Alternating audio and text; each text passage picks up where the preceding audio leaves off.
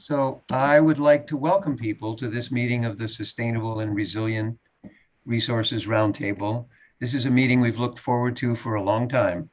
And we're going to begin with a traditional beginning, and I'd like to call upon my friend Grace Smith Yellowhammer to open with a traditional prayer. Grace, you can begin. Thank you, David, for inviting us. And I'm going to say the prayer in the morning. First, I would like to introduce myself. My name is Morning Stars. My grandmother named me that. Also, I was working in California and I was asked to come back. And I met with all different traditional chiefs, different traditional people. I went to a meeting. We went to a Hopi Kiva meeting, and they're all different tribe were there. They wanted to choose someone to go to United Nations. So I was sitting way in the back seat with my mom, and they pointed at me. And I didn't know who they were sitting behind me. They pointed at it. At this time, it was me. And I said, I can't do it. I've never flown before. I've never been anywhere.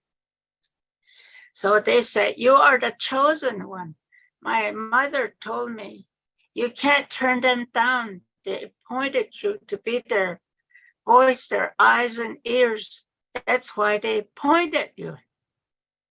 You can't turn them down. These are medicine people. There were a lot of Hopi elders, the elders, other chief. I didn't recognize all of them. That's how I got involved. And I went to United Nations 15 times. I went to Earth Summit. Every time I spoke, I cried because I needed help. I needed to understand. I was raised as traditional ways by my grandmother, my mother, my uncle. They were all medicine people. This is how I became involved going to it. Where we were called, we had to be there, whether we didn't want to go, but that was their choice to be there. They asked us, we couldn't turn them down. Okay. When you become a medicine for what they ask you to do, you can't say no. That's how Indigenous people became a leader in their own traditional way of life. Therefore, I had to relearn my whole, there's our Navajo tribe, and I learned all over again. While I was blessed so many by different medicine men, different tribe. So now I have a voice, and this is how I became who I am today. So in my own traditional way, I will pray and for direction. This is early in the morning prayers. I will start now. And if you want to bow your head, if you want to listen to what I'm saying, I could say it in English, but this is my native tongue. Koda digit nlini. Hayos kasbege hastelki hastelwan. Sesna jinsot zlok osli de benza. Digin lini ko ne ka de lostiji. Koda as adene koda tashil Jane zilde ko da nasata. Hod adishje. Wajona hatot lestite. Koda digin lini ya ashten. Dochen hitinita. Als von benan nanika koda naha in la. I will say it a little bit in English. Thank you to our Great Spirit. You direct us in four direction. The Great Spirit have blessed us from four direction. For our water is surviving. This is where we pray to our water, Mother Earth. What you're growing in four direction, four-legged being, and different nation, red, white, different color of people have arrived where we live. We are indigenous to our land here. We pray every morning. The elders, the young people have learned how to pray, singing, and how they live, and also for our animal. Everything that has life is with us. We're all related. We must be thankful for our food and for direction. That's where it comes from, the air, the spirit, and also the climate changing. 1972, we met with close to 3,000 veterans in Washington, D.C. because they asked us to be there. They wanted to know, so they will prepare more for it. We went there and I said a prayer. This has been really hard for us to tell what has been going on our land, on our Mother Earth, being dug for her liver. That's cold. We pray they no longer would be open up in our heart, in our mind. This has been so hard for us. We shed many tears for our people. Now we are together. What a powerful movement for all these. The power we're sitting, talking to each other. That comes from Great Spirit also. They want us to use in a good ways everything we learn. Education. It's educating us, the Great Spirit. How we are, appoint each one of you. You did not come on your volunteer because the Great Spirit have asked you to take part. And that is why we have environmentalists leading us in the ways. And we join you in our prayers. And for direction, my prayer will go for direction. I appreciate it, Great Spirit, for the love, for the health. You bless me with it. And my people, and for direction, all indigenous people. Also to all non-Indian, you're so kind-hearted. You've been loving. Show your love, respect to my people. We appreciate each one of you. And I thank you. Thank you. Oh, Grace, thank you so much for opening it up with so much feeling. And I think that the topic we're discussing today is a response to those prayers. I would like to welcome Gretchen Goldman from the White House Office of Science and Technology Policy, where she is Assistant Director for Environmental Science, Engineering, Policy, and Justice, and has been involved, as she will share, with the creation of the White House Guidance on Indigenous Knowledge for Federal Agencies. So Gretchen, welcome. Great. Well, thank you so much, Dave. And thank you so much, Grace, for those powerful words. I'm going to share my screen. And while I'm doing that, I'll just also wanted to acknowledge that I'm giving this presentation from the Washington, D.C. region, the ancestral homelands of the Anacostan and Piscataway people.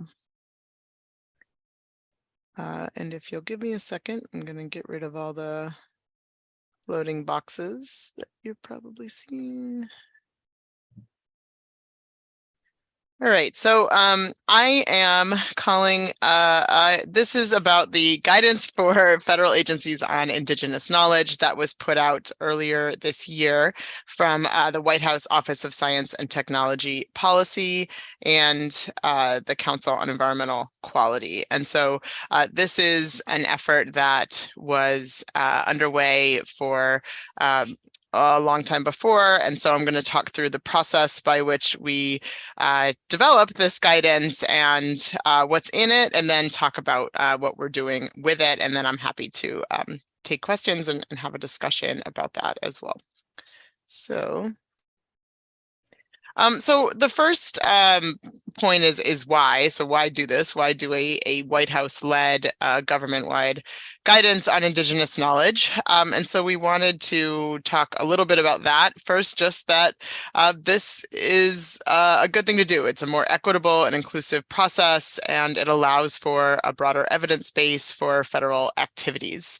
And we also received direct requests from tribal leaders for federal guidance around Indigenous knowledge, and this is responsive to that.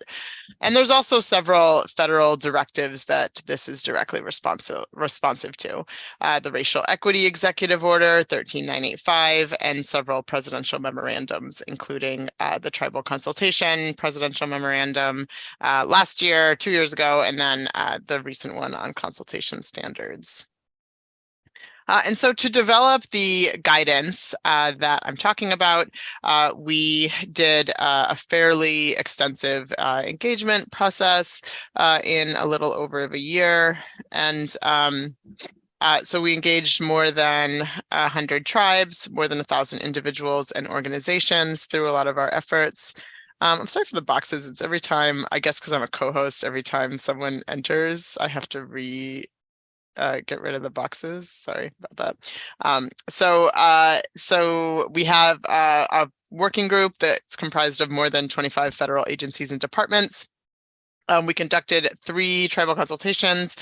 The last of those tribal consultations, we actually shared a draft of the guidance with tribal leaders to get input on the way that the guidance would be, and the language and the scope and the inclusion on things. This was atypical for a White House document, but we wanted to make sure to include that in this process. We did 2 Hawaiian and Pacific Islander roundtables and a Native and Indigenous youth roundtable. And we held a public listening session in addition to taking written comments from the public and tribal leaders as well.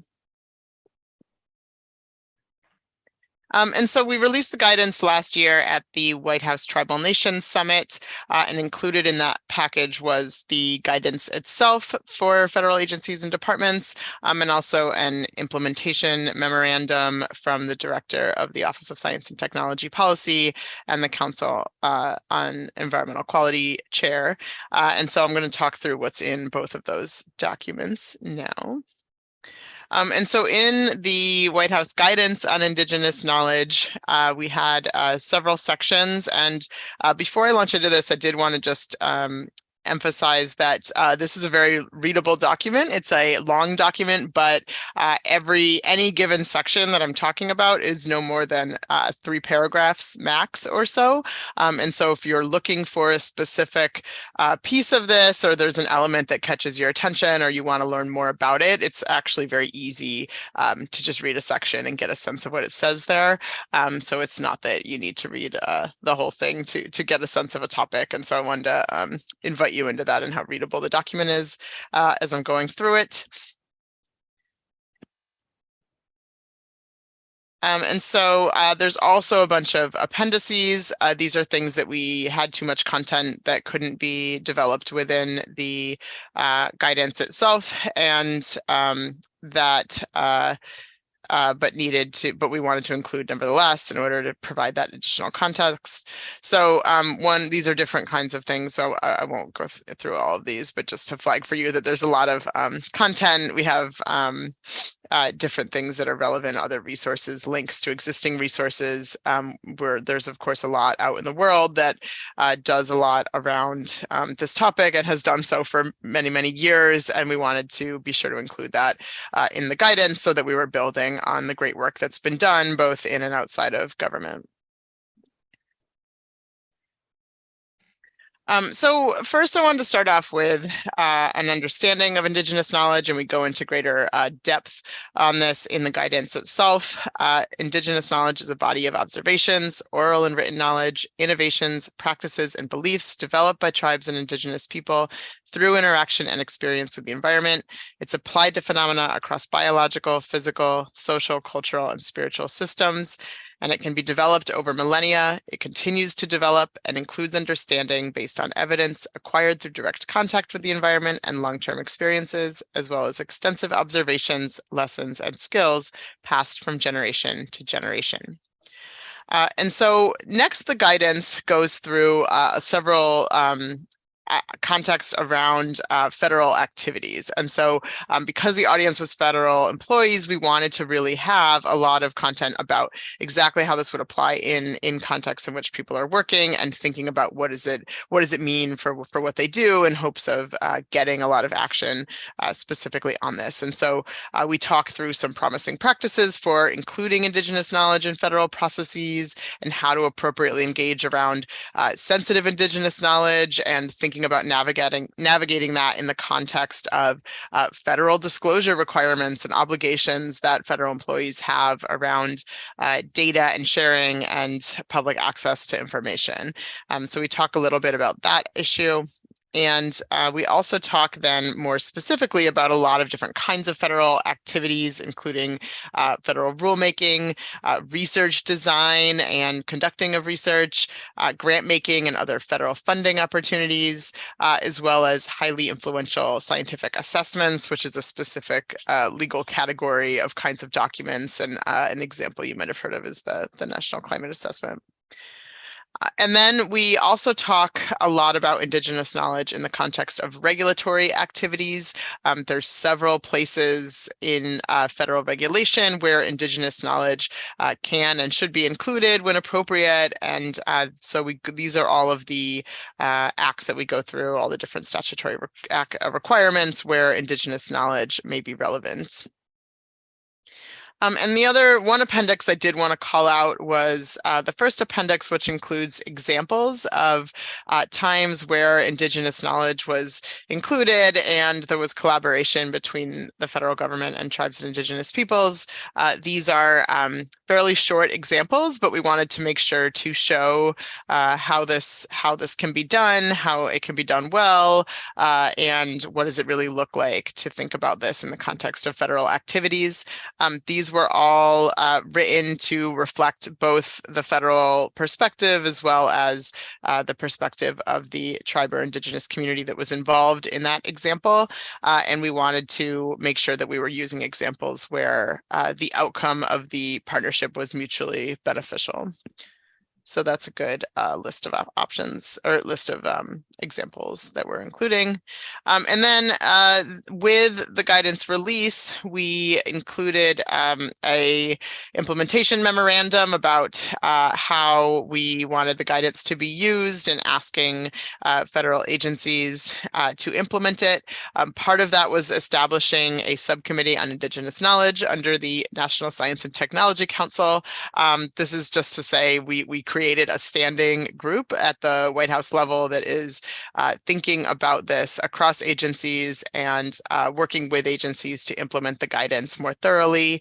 And this connects to the White House Council on Native American Affairs and can be a community of practice and sort of help to advance this work. And then there's agency progress reports being asked, and those are due in a few months. And so that's another opportunity to look at progress, to identify issues, to help us move forward on this and help to really get the guidance implemented across the government. And so that's what I have, and I'm happy to answer questions, but essentially we see this as the first step in advancing this across the government, and we're looking forward to looking at implementation and seeing how far we can advance this in the future to make sure that Indigenous knowledge can be recognized and included and elevated wherever possible. Thanks. Thank you, Gretchen. Mariana will be your respondent. Thank you so much for this incredible work and for telling us about it. I have a couple of questions, and then people can also post their questions in the chat, and we'll be tracking those, and I'll try to include a couple of those. David, how many minutes do we have for this Q&A right now? 11 minutes and 11 Okay. seconds. Yes. Great. So I was very moved by all the work you did to include Indigenous people in the conversation about creating the guidance. And I noticed that you mentioned about sensitive knowledge. There's certainly parts of Indigenous knowledge, from my superficial understanding, that are, ceremonies and other knowledge that's kind of private. And so that seems like it's an interesting bridge to build.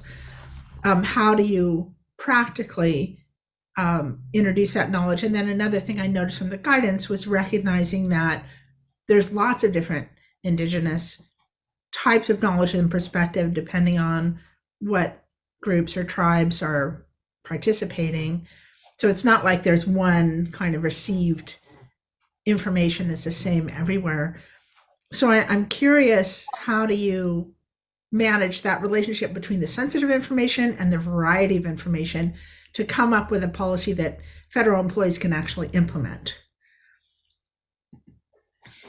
Yeah, that is a really good question, and one that we thought a lot about in developing this. And so the first thing I'll say is that because of those broad range of contexts in which this could happen, and the different agency processes and the different kinds of knowledge and the different levels of sensitivity. So because of all of that, the guidance is necessarily pretty high level, right? It's giving sort of best practices, things to think about. Here's the broad context in which this exists and where you might think about how it applies at your agency, because it would be hard, right, to get into those kinds of details, and it would almost certainly not apply to the whole government if you did. And so we did, and that was one reason we think of this as sort of the foundation. Like this is the laying the groundwork for agencies to take the steps to decide how that works at their agency, and work with tribes and Indigenous communities to decide what makes sense in the different contexts. And so that's one reason why the implementation of this is really important, because, we didn't want to be too prescriptive on some of those things that are going to really be different in different places. So that's one thing I'd say about the sort of variety in the way this applies. And so I think there's a lot of opportunity now to think about what does this actually look like at agencies? Where are the places where we see real opportunities to advance this that might not be happening now? So that's the first thing I'd say. And then on the sensitivity part, I think it's a real challenge when we think about federal work, and so we wanted to acknowledge that when we are subject to Freedom of Information Act and other open records laws that require disclosure of information. And so in thinking about that with this topic, there's I think more work to do to think about how can we address that in these spaces. But just so people have a sort of a sense of opportunities here, I think one option is just thinking about what's possible in a particular context. I think there's lots of contexts where I or any federal employee you don't need to know the details of the knowledge for it to be considered in a process, right? So, one example is around different kinds of permitting where and sacred sites, right? Like, I don't need to know what's sacred about that site, but if you can create a process where it is recognized and it is respected, if a tribe tells a federal employee is making a decision, this is an area that is important to us, and if that could be sufficient to move the process and respect that. So I think there's different elements like that where we can think about, are there ways to navigate the process where there doesn't need to be disclosure of things that people don't want to disclose. And I think one of the things that I've seen is that there can be real conflicts between traditional practices and needs and, for example, pumped hydro or putting solar or wind into sacred lands, that you're putting in roads, you're disturbing the landscape, you're changing migratory patterns for plants and animals and insects, and for the human beings who are using those lands.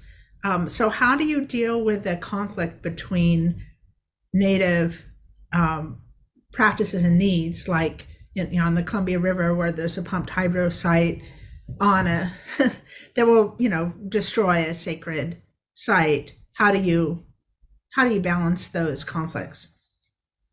Yeah, those are the really big challenges, right? And how we think about that. And you mentioned a lot of renewables, but I think it's also important to note, that's how there's been a ton of those challenges forever on all kinds of extractive industries and fossil fuel development efforts. And so, we need to do better. We need to think about how to balance these different efforts. And there are broader conversations at the federal level and also other levels of government, and thinking about, what does it look like to reform how we make those decisions around permits and building. And it's something that we're going to figure out.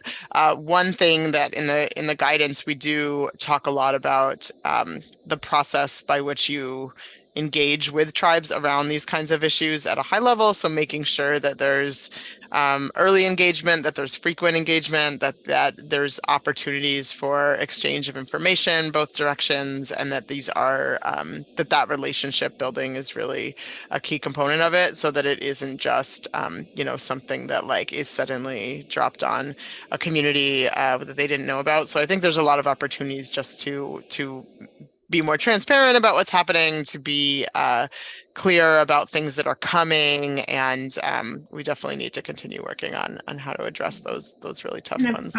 We just have a minute left.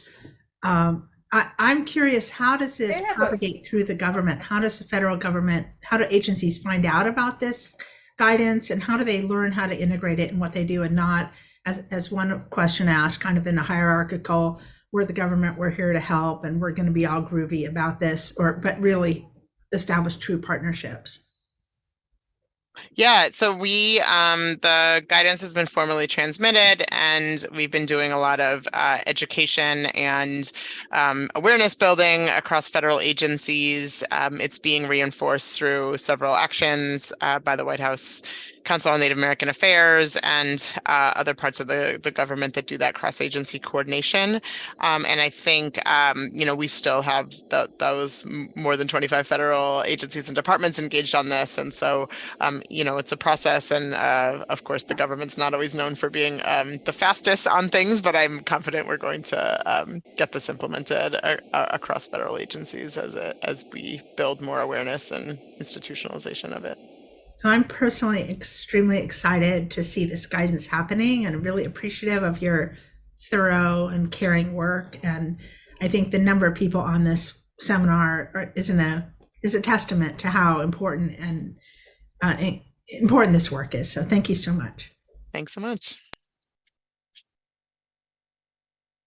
Just wanted to mention that there's a lot of good questions on the chat, and you might want to take a look at those if you can, Gretchen. And I think we can give a minute to pull one out of the chat and answer it briefly. I think that would be good. Okay. And just as you're taking a peek, Gretchen can't see the chat, so could somebody grab one and ask it to Gretchen? And I'd just like to say that in addition to the numbers that are on this call, there are a fairly sizable proportion of us are federal employees right now. And there are a whole lot of people that I can tell by their email addresses are involved in working with a tribe. So we really appreciate this audience coming forward to both learn about the policy, and in addition to questions, there's good comments about sensitivity to the sacred. And one suggestion said, rather than more transparency, how about say full transparency? So there's a lot of thought coming in. Did Mariana or Rhonda, did you spot anything in the chat that you could grab and ask to Gretchen? One question I see is, how do you plan to monitor agency and tribal progress in implementing this guidance? Yeah, well, I'd love all of your help. I think certainly if you notice things or there's places you think this should be integrated more or adopted in different ways that's not now, we're definitely interested in that. There's lots of different parts of the government, and we're sort of doing that work now to build relationships with agencies and see where we can really apply this in different places. So we are the progress reports that I mentioned will be the first sort of checkpoint on it, and so looking at how agencies are doing at that 180-day mark. And so that will tell us a little more about what's being done, what are the challenges that people are facing, and that will help us guide us moving forward. And we have the subcommittee that's really going to take that on and think about how to advance this. And so they're working on different subtopics related to this. And so we're going to focus, where it seems like there's that need.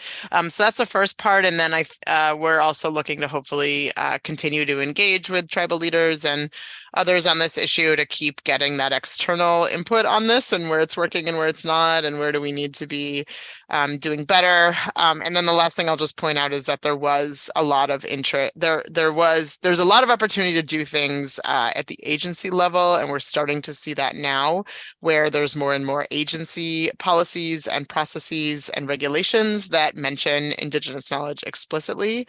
And so that's where I think a lot of that implementation is going to happen, because we have this high level guidance to frame it, but that allows for a lot of other actions to occur at the agency level because there's that top level guidance. So that provides a lot of opportunities. So that's one space to watch, is as things come out of agencies, we'll see a lot more in terms of specifics of where this could be implemented more fully. And lastly, I'll just say I cannot see the chat because of a White House restriction, but I would love to see it after if you're able to pull it for me, and I can, Yes. I'll take it back to our team as well. We will provide for that. There's also a written proceedings, a summary proceedings, and we're recording, and we do a little bit of light editing of the video. And so all of that will be available to you. And if we're an informal network, if at some point you would like to call upon any of the various expertises that are listening to you right now, we could certainly facilitate that. Thank you. There is, sorry, one more thing. The guidance recommends training for employees. Is there a PowerPoint available with the key points of each section for the guidance to share with our colleagues? So that would be great if we could share that, a link to that with the agency people who are here. David, Yeah. David, in case I missed something, but there was a question that asked if the slideshows would be available for people. Okay, we have not had anybody yet send slideshows. I think you just received the first one, but we're going to invite all speakers to send us the PowerPoints, which would be very helpful in doing these proceedings, so we can grab some images or charts. But we could then, and you could also tell us at that point, would you like us to put the whole slideshow on our website as part of the record of this meeting? And that would be up to you. So thank you. Yeah, I'm happy to share my slides with this group, and then I'll say, I don't know what agency that came from, but starting this month, we're going to have a more detailed slide deck for federal employees that's going to go out through the subcommittee. So if you know who your Indigenous Knowledge Subcommittee representative is, they will have access to that starting next week. And I can tell you who that is if that's not clear, or send it to you directly as well. Thank you so much. very much. This sounds like the beginning of some ongoing collaboration threads with people that are on this call and with offices of the presenter. So I feel good about that too. Thank you, Gretchen. I'm now going to call upon Felicia Wright, who is Deputy Director of the American Indian Environmental Office in the Office of International and Tribal Affairs at EPA. And her respondent will be Anacita Agustinez at the end. And Agustina, you can jump in right as Felicia is ending. So Felicia, the floor is yours. Thank you, David. And thank you to Grace for the incredible setting that started off this whole session, and for Gretchen's words. This is a really important workshop, and I'm really thankful to be here today with you to talk about what EPA is doing, kind of as some first steps following the release of this guidance. So As you heard from Gretchen, the guidance is new. It was just released in December. We had a member on the working group that went through that whole process, and EPA is committed to and supportive of this guidance. We feel it's really useful because it really helps us invigorate and coalesce along with the rest of the federal government to continue looking at Indigenous knowledge and doing it in the right way. So the high level approach really sets a great framework for us to then deepen the work within EPA, and in particular, including Indigenous knowledge in EPA's research and other decision-making. So our office, we're still formalizing how we're going to apply and promote the Indigenous guidance within EPA. We are a regulatory agency. We have different functions from some of the other federal agencies, and we also have some great opportunities in the work that we do to meet our mission of protecting human health and the environment. And so we've started already looking at work that we've done in the past, existing memos and guidances, and looking at kind of where we have had similar or, kind of like initial points of putting Indigenous knowledge, including that into our policy and decision making, where it's been a very strong influencing factor.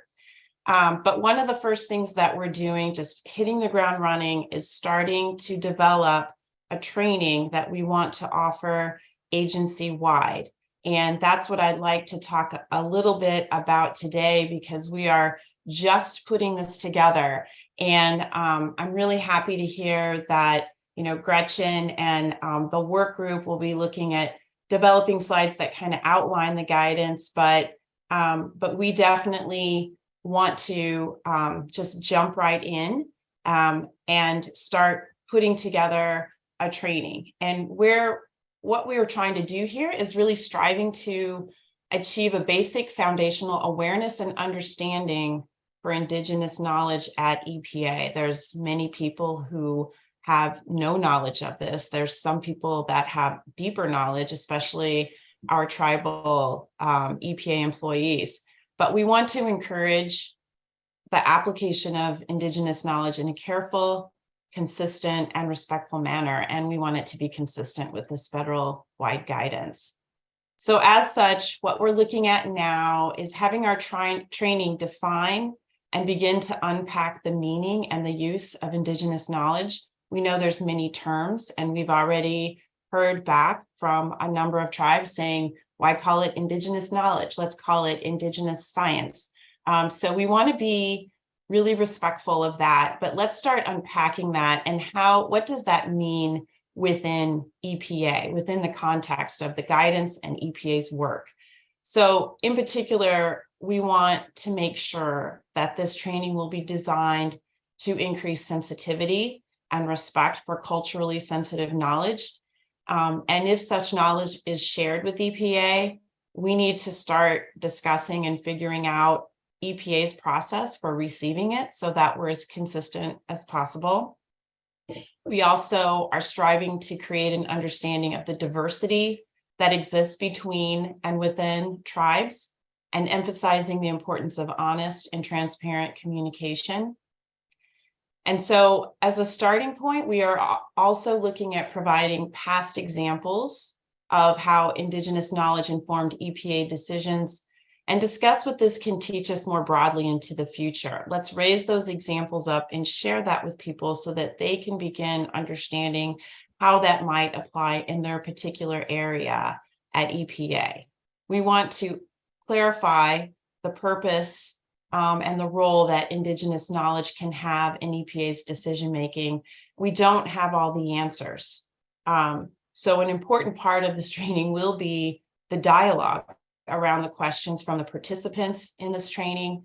And even in the chat today, the kinds of questions that are coming out are super helpful. I definitely want to use these in terms of informing how we set up this training and begin to have those discussions and begin to formulate those answers.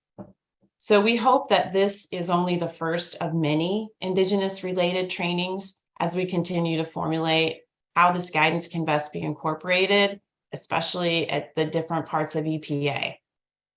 So the second thing that EPA that we're doing kind of outside of training has to take the initiative to incorporate and consider Indigenous knowledge in a number of our program-specific actions. We, for example, have 2 different rulemakings that are pretty significant where we have included Indigenous knowledge. And this is around supporting the use of Indigenous knowledge with respect to water quality standards decision-making. So the first example, we actually announced at the Tribal Nations Summit last December. These are regulations under the Clean Water Act, where we're looking at protecting tribal reserved rights. And this sets expectations for when states are developing water quality standards that impact tribal areas with tribal reserved rights. What needs to go into those water quality standards to protect those reserved rights? So those regulations were just proposed, and we're hoping to finalize them later on this year. The other set of regulations that we're still drafting, they are not yet proposed, and we've been going through tribal consultation, is to establish federal baseline water quality standards for Indian reservations. And this is where there are no water quality standards in place. And so we have put in the support for considering the important consideration of Indigenous knowledge around those federal baseline standards as they're developed, and how tribes can proceed to develop their own. And then another example, again, in the Office of Water, is the new guidance for the Clean Water Act, Section 106. And in this guidance, there's a specific section and language supporting Indigenous knowledge with respect to water quality standards development and how that's supported through that grant program. Another example is EPA is incorporating Indigenous knowledge into our cross-agency climate adaptation planning, our planning, our decisions, and our actions. So last year, EPA was finalizing our EPA-wide climate adaptation implementation plans. We consulted with tribes on the role, specifically on the role of Indigenous knowledge in addressing climate impacts. And additionally, we are focusing on Indigenous knowledge in EPA's climate work in the EPA-wide training. So we will be having additional training or in our Indigenous training, as well as additional training in the future that specifically discusses climate and our climate work. And then lastly, our office is the lead for EPA's largest tribal environmental capacity building grant program, the General Assistance Program. And we released new guidance just this last October. And in the guidance, we've clarified and integrated Indigenous knowledge as a piece of, or as an important part of where we can provide funding support. So we specifically talk about opportunities where tribes can fund Indigenous knowledge related activities. And a couple of examples sort of bolstering what you heard me say earlier is incorporating existing cultural and historical knowledge to develop tribal beneficial uses for water quality or other media that EPA works with. It could be related to gathering cultural knowledge stories from elders to teach the community about environmental protection. And another example is just where a tribe wants to develop a process for how the tribe wants to share Indigenous knowledge with EPA. So those would be potential areas that could be used under this grant program. So as you can see, there is a really strong and natural tie between EPA and Indigenous knowledge. And we're really excited to appropriately and sensitively partner with tribes, and also look forward to learning from you all, and to continue externally talking about this, learning from tribes, so that EPA can have the best considerations going forward, and we can have a strong partnership in recognizing the important benefits of Indigenous knowledge to EPA's decision making. So I thank you again for this opportunity, and I'd be happy to answer any questions, especially from my moderator. Thank you. This is Odyssey Talagostinas. I'm the Tribal Policy Advisor at the Department of Water Resources in California. Thank you for that rundown on behalf of EPA. So important to see that elevation of Indigenous knowledge at the federal space. I don't necessarily have a direct question, but maybe a concept that you could further respond on, because in California, there's several types of legislation ongoing, going through our legislative process, trying to define what traditional ecological knowledge is, and trying to land on a definition. And I do find that as something that that has been difficult for tribes. And then the other thing is, in terms of the definition itself, I know that this Gretchen mentioned that it was developed as more of a guidance and more of a high level, so that that the definition could be developed maybe through that advisory council. I wanted to know, how do you believe that through EPA and Cal EPA and other state programs, there could be the adoption of this guidance for state implementation? And you mentioned TBUs, which is awesome. I know many tribes have treatment as a state, but has there been some thought about the ability to work with state governments on the, other than through, you know, what you mentioned, Clean Water Act and different things with federal permitting? So it's funny that it's not funny, but it's very interesting that you say that, because we did have this come up as a question from one of our regional administrators at an RTalk last week. And it was, you know, what do we envision in terms of sharing with the state governments? And I think that we should be doing this, setting that expectation. And so we haven't gotten that far yet, but the fact is we have already gotten questions, and that's something that we're really gonna need to be clear on. I think, you know, from EPA side and from our office, the American Indian Environmental Office, we really need a strategy for kind of where we start and how we take those next steps to engage the right people. Just developing this training requires, you know, a lot of thoughtful consideration. But then where do we go from there? And I think sharing that training, as well as this federal guidance, would be critical with the other co-regulatory partners that we have, because the more understanding, then when we're at the table and we're looking at all the different forms of information and knowledge, that it's equally considered not just by EPA, but by the other co-regulators. And states have a really important role in implementing the federal statutes throughout the state. And so how do we make sure that's complemented, bolstered? And so we need to have those important conversations. So I just think as a next step, and exactly how, I don't know, if we would, and I'm just thinking out loud, if we would go to some of the state environmental organizations and we start to have that dialogue. But yes, I think that's a very important and almost inevitable step. Right. And then a follow-up to that is protecting knowledge itself through as intellectual property and data sovereignty. What are the steps of that could be addressed through training? And then also the compensation of technical expertise.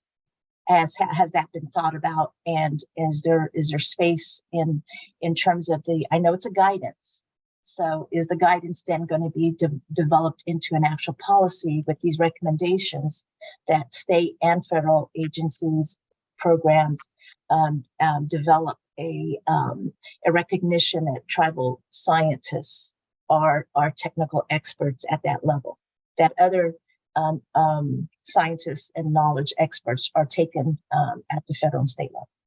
Yep. So I would say starting with how the federal, so it's federal wide guidance and then how EPA is implementing it.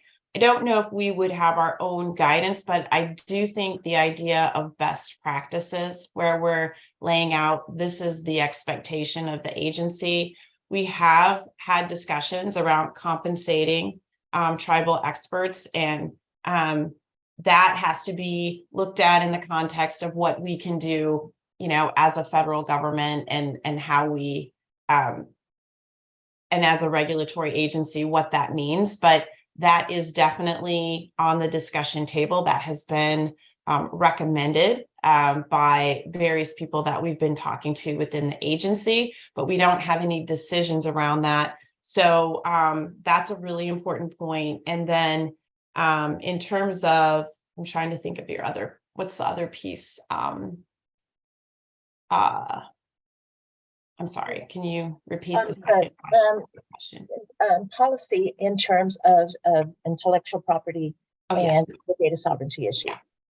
So one of the things that we have initiated, and that will be in upcoming agendas probably in the fall, is we do have a organization, a group that we've been working with for a number of years, and it's called the E-Enterprise, Electronic Enterprise Leadership Council. And it's a really neat model of EPA where we have tribal representatives, state representatives, and EPA management representatives in equal numbers. It's 10, 10, and 10 on this leadership council. And they look at a variety of issues related to information, whether it's data into databases or other kinds of information management, all types of technology, and then the policy that goes around it. And data sovereignty has been one of the topics, and trying to understand what that means in different ways. So we have elevated our office's membership. Our principal deputy assistant administrator has joined this group, and we are anxious, and we've been having conversations with the lead in terms of how we can start talking about this. We have the guidance, we have various perspectives that the tribes have raised around data sovereignty, and we want to know what that could look like in terms of our information protection. We've got certain rules that we have to follow as the federal agencies, but what within that, what is the best way we can address those issues, or are there other things related to that can address some of these concerns? So we're starting that conversation, and we're teeing that up on the agenda coming. And I think that would be something we'd be happy to report out on as we gain some traction here. Yeah, great. And I'd like to recognize a question from the chat that Mary's mentioned about it's not up to state or federal governments to determine what is TEK. And I know that is that's a sentiment that's been professed widely in California by tribes that we work with as a state agency. It's very difficult to say this is a state definition, and acknowledging TEK means so many different things to Indigenous groups, and taking that broad approach. And I do know that difficult area of trying to address it on a state federal guidance level, and at the same time addressing tribal sovereignty and that the ability for tribes to have their own definition of that. The policy and guidance, how do you think that you'll be able to address that particular sentiment and need? it's a really difficult, it's super difficult. It But is. I think where we would start is it starts with the tribes. The tribes are the knowledge holders, and we can't define Indigenous knowledge for the tribes. We cannot do that. What we can try to do is understand it and see how we should be best working with the tribes and with the states, you know, all of the different regulatory entities, in understanding, looking at the importance of that and bringing that into the realm of decision making, research, our regulatory work, permitting, looking at those different functions that we have. But it should start with the tribes, and then really getting at the understanding of the federal government and the states and our other federal partners that we may be working with on environmental decisions to see how that can best work. Mhm. I would like to suggest that maybe a recommendation that there be maybe two-part trainings, not only for federal agencies, but this is something I will advocate on behalf of state agencies in California, that trainings be on the practicum of how to address the best practices, establishing the guidance and policies, but also a parallel training from the tribes themselves to the state agencies and the federal agencies, so that the training is as you mentioned, that intersection that's there. And I'm hoping that that's one approach that I'd like to see done in California. And I'm hoping that maybe there could be some federal support on that, so that that practice then can be adopted at the state level. Okay. I'm going to jump in because we're out of time on this, but we do have, and that's a good comment, by the way. We do have a discussion period that's longer than an individual presentation. So I'd invite everybody to check the chat, and what's in the chat can support that discussion. I'd like to call now on Kimberly Greenwood, who's a Intermountain Regional Cultural Anthropologist with the National Park Service. And when Kim's completed her presentation, David Reinheim can jump right in and with his response. Thank you all, and welcome, Kimberly.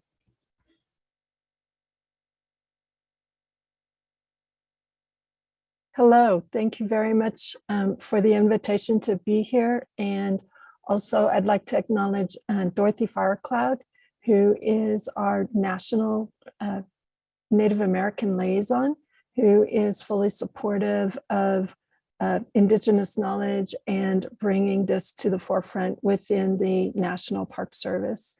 I'm going to share my screen. I have a couple of slides to go over some of our points.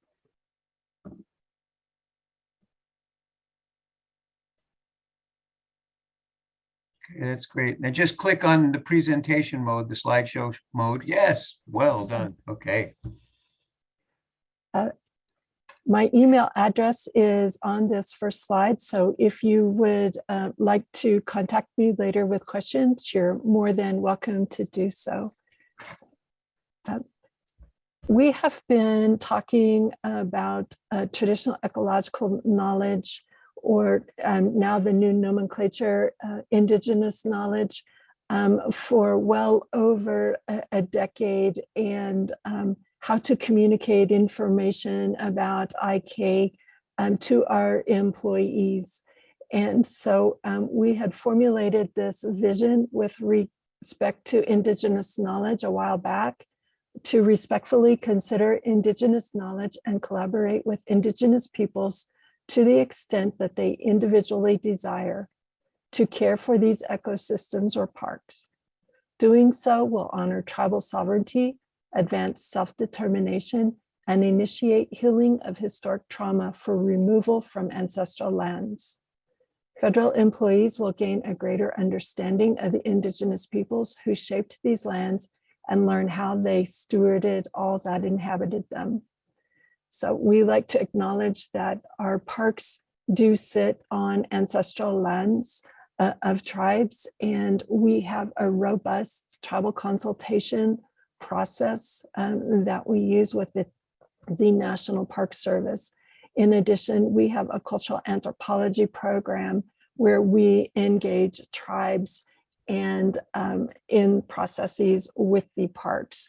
So we see that IK is a continuation and an enhancement of the existing efforts that we have in place. For Indigenous knowledge activities, we have set forth a few goals for here in the future, and currently for 1 year from now, we are participating on the Office of Science, Technology, and Policy committees and the Department of the Interior committees with regards to Indigenous knowledge. And we will continue and enhance our efforts with regards to those committees. We need to review and update our existing documents and website. We've been using the nomenclature traditional ecological knowledge, and so with the terminology changing to Indigenous knowledge, we know that we need to go in and change those documents and also view them in the context of the new policy, both from the national level and from the Department of the Interior. We hope to roll out a National Park Service Indigenous Knowledge Community of Practice. We see that this is an opportunity to not only involve the anthropologists in the Park Service, but also engage with the Western scientists that we have in the natural resources programs at our parks and in our regions. And Dorothy is also planning to initiate consultation on our plant gathering regulations and to see from tribes what is working well, what is not working so well, and how we can change these regulations with Indigenous knowledge to make the process work better. 3 years from now, we hope to develop National Park Service specific Indigenous knowledge guidance and training with the assistance of Indigenous peoples after the Department of the Interior guidance and trainings have been released. So we do not want to recreate the wheel, but look at what has already been done and to see if there's anything that we need to customize for our particular purposes within our agency. We define success as Indigenous knowledge is incorporated without thought. It has become the norm and consistent throughout all parks, documents, and projects within the National Park Service. Currently, we are working with the Office of Science and Technology Policy, Indigenous Knowledge.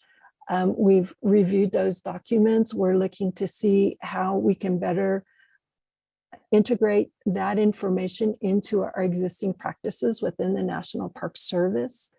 And we look forward to reporting our efforts on the report that is due towards the end of May. And there's been 4 committees established by that Science and Technology and Policy group. And we are actively involved in the Community Learning and Training Subcommittee. And potentially we may be able to engage in other committees as well. For the Department of the Interior Indigenous Knowledge group, we have been actively involved in the development of the manual chapter that has just finished tribal consultation here in March, and they'll be incorporating the tribal comments and finalizing that. And hopefully that will be released by the end of the year. In addition, the Department of the Interior is anticipating establishing 2 committees, one to work on specific guidance for learning and engaging with Indigenous peoples with Indigenous knowledge, and another that will involve training of our employees. One of the things that has been agreed to by everybody on these committees is that we want to reach out and involve Indigenous scholars in these processes. As I mentioned earlier, the National Park Service has been working with tribes for quite a few years, and our 2006 management policies uses the terminology traditional knowledge throughout those policies. And so we continue to look forward to engaging with traditional knowledge or Indigenous knowledge moving forward. We currently have some guidance and informational pieces within the National Park Service with regards to Indigenous knowledge or traditional ecological knowledge. We do know and we do anticipate updating that information with regards to the new guidance coming out. In addition, we are part of the interagency TEK work group that has been in place for over a decade, that involves different agencies and departments throughout the National Park Service who discuss what they're doing with regards to Indigenous knowledge and how we can help each other and move this effort forward within our agencies and across the federal government. And lastly, we have a website that we look upon as a repository of information about traditional ecological knowledge or Indigenous knowledge that is open for anyone to contribute information to, as well as to use as a resource. And so we look forward to seeing how we can use that in these later efforts and make any other updates that need to be made to it to bring it in light with the Office of Science Technology policy, as well as the Department of the Interior policy coming out on Indigenous knowledge. We have 3 primary concerns, and I found it very interesting because EPA talked about these same concerns as well, with respect for Indigenous peoples to make the decisions without pressure about if they want to release their knowledge to the federal government and to us, and to ensure that we obtain free, prior, and informed consent in that process of engaging Indigenous peoples. The second effort or concern is reciprocity for paying tribal elders and knowledge holders for their subject matter expertise. This is something that some regions do and others don't. And the amounts and the ways that we do that is something that could potentially be standardized across the National Park Service. And lastly, the protection of knowledge is a concern. We must comply with the Freedom of Information Act, which is a very important act for transparency of government processes and decision-making, although that at times may make it so that Indigenous peoples may not be able to share as much information as they would like with regards to the different projects taking place on national parks. And lastly, the National Park Service has several instances where we've engaged with Indigenous peoples for projects, on the ground projects with regards to parks. And a sample of those are sweetgrass restoration at Acadia, cultural burning at Sequoia Kings Canyon, elk herd management at Redwoods, and deer grass and white root sedge at Pinnacles. And so we look forward to expanding these projects and expanding this list of park and Indigenous people collaboration. And I will take questions. Kim, thank you very much. I want to intervene and make a couple comments. At this point in the meeting, we'll only have time for David, your respondent, to make a comment and a question and short answer.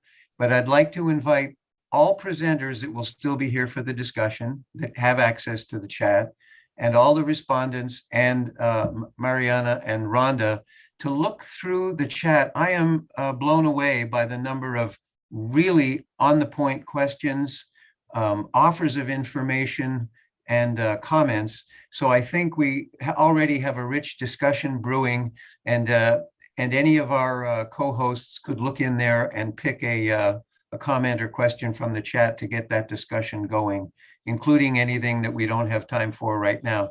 David, why don't you make a summary comment and question?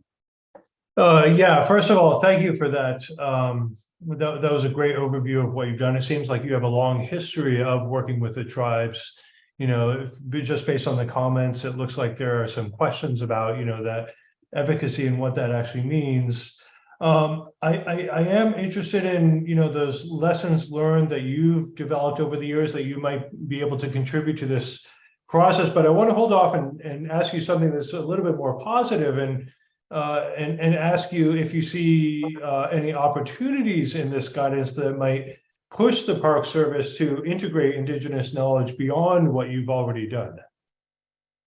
I think these memos that are coming out from OSTP and from DOI, as well as the new co-stewardship memo that we've had come out within the National Park Service, are definitely indicators to parks, to management, to regions, and to the NPS as a whole, that we have Indigenous peoples to collaborate with to help us with these processes. And we've been thinking that we had to shoulder the burden ourselves, but now we have partners out there who can help us. And who better than the Indigenous peoples who managed this land for hundreds of years, thousands of years before the National Park Service was created. Okay, great. Yeah, thank you for that. Based on time, David, it sounds like we can move on, and I'll go through the questions and see if I can pull. Yeah, that would be great if for you discussion. found one that's specifically aimed at Kim. That's a great thing for the respondents to do, to pull one that relates to the speaker they were working with. Let me echo my thanks, Kim. That was it's wonderful. I just 10 seconds. We're early in this process for the federal agencies, so I really salute the agencies that came in and actually don't know fully how it's going to work, but they're giving us a window on their process and their priorities and their commitments to have this be valuable input to policymaking. And I'm finding that significant and moving. I would like to call upon Reed Robinson of the Forest Service to come. He's the director of the Office of Tribal Relations for the Forest Service. And we have a PowerPoint for him, and it's on mine and Rhonda's. Rhonda, would you like me to run it, or will you run it? I can certainly run it. Yeah, what you're set up to do it, so. Okay. Yeah. I will. I have to hit a few buttons.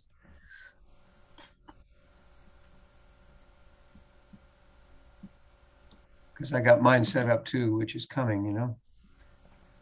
Open. Welcome, Reed. Thank you.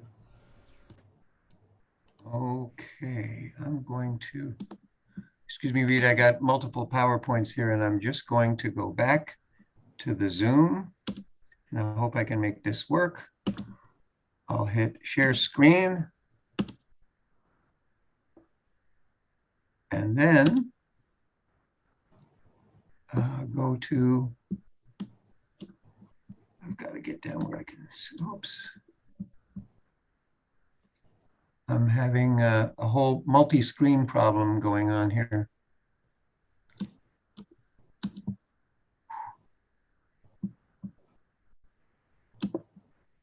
Yeah, the issue I'm struggling with here is my controls for the Zoom call are in the way of the buttons I need to control the. David, I'll set it up, okay? Well, maybe, yeah, I'll keep working if you can. Maybe Reed can start, and I'll try to get this up as soon as possible. Sure, absolutely. So on Petuashte, good day. This is the first day after the spring equinox. And of course, the Excuse me, somebody's walking in my room. It's all right. Yep.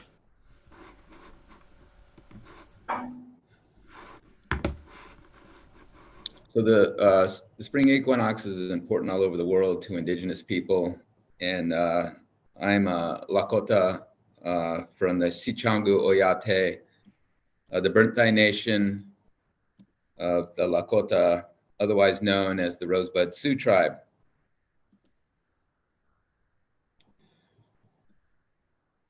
You know, this is another opportunity for the federal government to understand Indigenous knowledge in a different way, I guess, because initially we had treaties and there was plenty of information and still is plenty of information in those treaties about Indigenous knowledge, which if you are a federal employee, you swore an oath to protect the Constitution of the United States.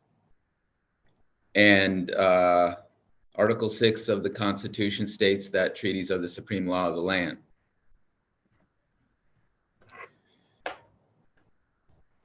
In order for Indigenous knowledge to take hold in these federal agencies, there needs to be a lot of education now.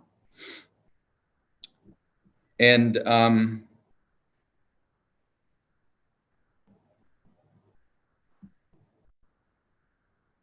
Rhonda, I had it up there. I'm ready to go. I'm up. Okay, go for it. Yeah. Rhonda, I was screen sharing, so you don't need to. You can unshare. So one example of Indigenous knowledge is what you saw just a minute ago, where I had an opportunity to share with you, and I asked David Berry to do it because I figured that was a better tactic. So us Lakota, us Indigenous people, like to use strategy and tactics as well. Well, you're up there and we're rolling. Yep. So thank you. I want to also give my gratitude to Grace Yellowhammer for that beautiful invocation to get us started off right. I am the Director of Tribal Relations for the Forest Service. Part of my job is to lead the Tribal Relations program within the Forest Service, which consists of the staff of the Office of Tribal Relations in Washington, D.C., of about 13 permanent employees right now. We also have 9 regions with 11 regional tribal program managers. And we also have 5 research stations, and we have 3 research station tribal program managers, and dozens of other permanent tribal relations staff, international forests. And we also have some collateral duty tribal relations staff. So in addition to supervision and leading the tribal relations program in the Forest Service also has about 130 pages of policy that was put in place in 2016. And within that policy, there is already, prior to this effort by this administration, a good start on an agency perspective and implementation of IK or TEK. We also have an app. You can find Forest Service Tribal Relations wherever you get your apps to find all our laws and policies, including the Cultural and Heritage Cooperation Authority, which protects tribal knowledge by law, protects tribal knowledge against FOIA, against location, so on and so forth. So what you see in front of you today on the screen is the Changleshka Wakan, sacred hoop in Lakota. Some others call it a medicine wheel, sacred circle, things like that. And the Office of Tribal Relations has incorporated the Changleshka Wakan into our way of being. It is how we're organized as a unit within the Forest Service. So within the Forest Service, the Office of Tribal Relations, when I came on board, sat underneath a deputy chief area called State Private Forestry, State and Private Forestry. As of February 1st, that deputy chief area name was changed to State Private and Tribal Forestry to ensure that Indian country and tribes are considered first and foremost in the leadership of the Forest Service and is represented in the leadership of the Forest Service.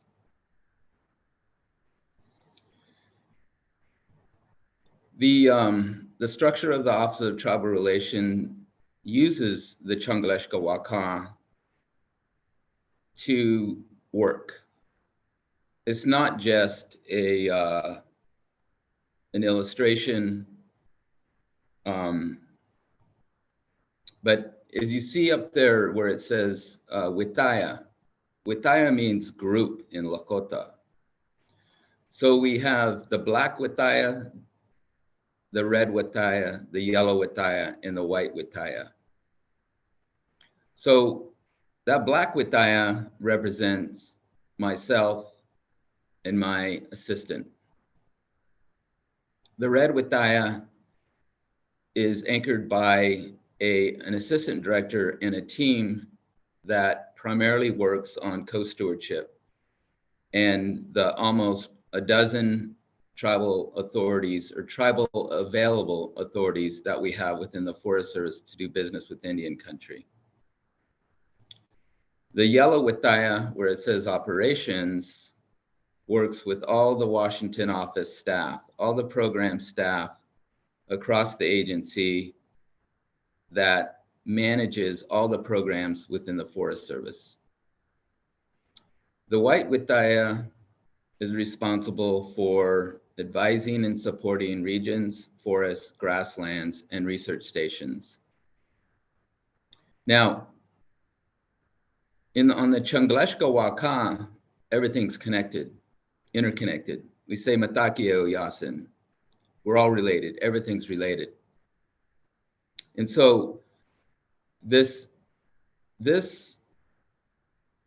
organization, the way we've organized things is to ensure that we're not siloed as an organization, that we're working together, that everything's connected, that there isn't any siloed thinking or working and whatnot. We're all working together.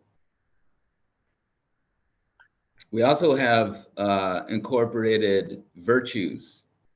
There's a difference between values and virtues. Values are opinions. Our virtues are compassion, courage, gratitude, honesty, humility, wisdom, and respect.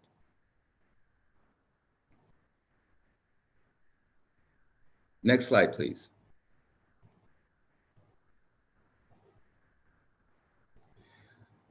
We're working on, Reed, we're under a little time pressure now, so if you can be summarizing in your comments, that would be good.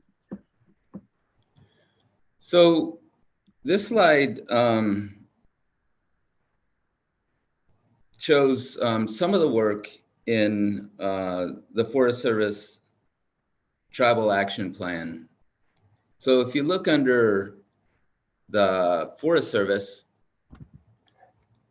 and you pull up Tribal Action Plan, you'll see an action plan on strengthening tribal consultation and nation-to-nation relationships. This action plan is the only sub-cabinet action plan that I know of that was developed pursuant to President Biden's memo on Executive Order 13175 January 26, 2021. This action plan is not aspirational.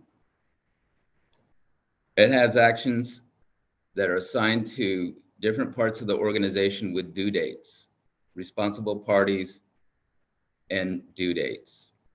And you can see there's some, if you look that up, you can find it, and here's some bullets on the action plan. I also want to say that the Forest Service has significant funding in the Bipartisan Infrastructure Law, in the Inflation Reduction Act. Over $4 billion. The Forest Service is open to business to Indian country. One of the things that I want folks to realize is that the Forest Service doesn't look at Indian country as cultural resources to be managed by archaeologists and anthropologists. That day never was, never will be, and if it was, it is gone forever. We work with Indian country as contemporary nations, one-to-one.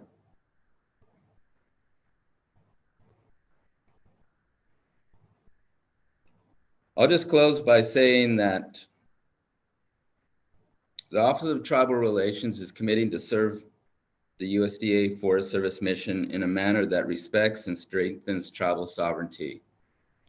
So when I wake up every day, when my team wakes up every day, they make a commitment to not diminish tribal sovereignty, nor allow the diminishment of tribal sovereignty. Matakio Yasin, Pilamae. There's my name and my contact number. Thank you. Wow, Reed, thank you very much. That such an authentic voice. It's like you're speaking in stereo, you know, from the point of view of a tribe and the point of view of government. It really truly is Omitakwiyasin. I invite Rich Jurisic, who's your respondent, to come forward with a comment and question. We have to be brief, but there will be room in the discussion period to revisit. Go ahead, Rich. Yeah, thanks, Reed. That was an excellent overview of what the Forest Service is working on. I actually, before this webinar, did have a chance to look through that Forest Service action plan, and it is very comprehensive. Could you speak maybe a little bit to, in your mind, some of the key either challenges or successes you would see that the Forest Service has accomplished or has not accomplished yet in terms of working with tribes and incorporating cultural knowledge, indigenous knowledge into your activities? So it's a matter of perspective. I mentioned I had 13 people on my staff right now.